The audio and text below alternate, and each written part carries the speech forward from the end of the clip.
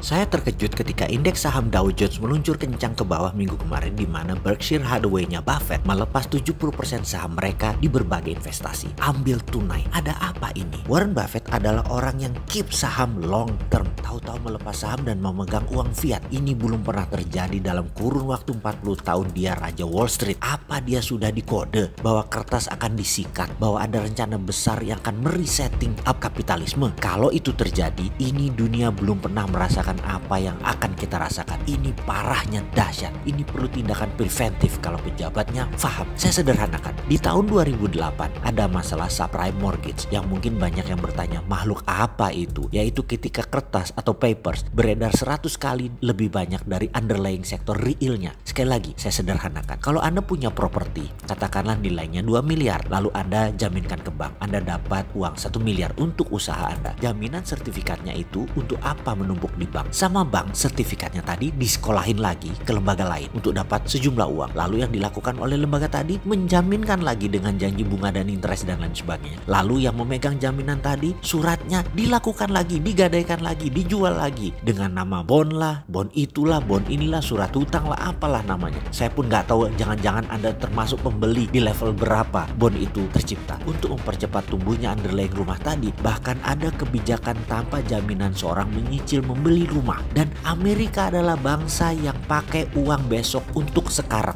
Dan sertifikat tadi diputar-putar sebagai jaminan sudah 100 kali dari rumah-rumah yang dibangun. Dengan harapan suatu saat pertumbuhan rumah 1000% dari kebutuhan saat ini sehingga jaminan dan underlying sektor realnya sama. Ternyata kebiasaan memakai uang besok menjadi masalah. Banyak yang tidak bisa menyicil rumah dan disinilah pondasi kertas ambruk. Lalu runtuhlah berbagai lembaga keuangan dan lembaga akunting penipu kertas yang katanya bagus hancur dalam semalam. Apa yang dilakukan oleh Amerika? Apa yang dilakukan oleh Federal Reserve? Kertas itu semua dinolkan. Federal Reserve printing money di tahun 2009 dan jumlah kertas serta proyeknya real sekarang 1:1 lagi. Pasar tahun 2010 normal kembali. Sederhana kan? Baik, sekarang Wall Street adalah tempat 65% dolar beredar. Kita semua tahu 75% dolar beredar di luar Amerika dan 65%-nya dikontrol melalui Wall Street. Saat ini kertas di Wall Street 1000 kali sektor realnya. Bagaimana cara meresetting up ini semua? Seperti tahun 30-an resesi Amerika, maka perang yang dilakukan untuk membuat kertas jadi nol adalah penting. Itulah resetting up baru. Ketika menang perang tahun 1945, FDR, Franklin Delano Roosevelt, Presiden Amerika kala itu melanjutkan printing money dengan nama New Deal. Saat ini bukan tentang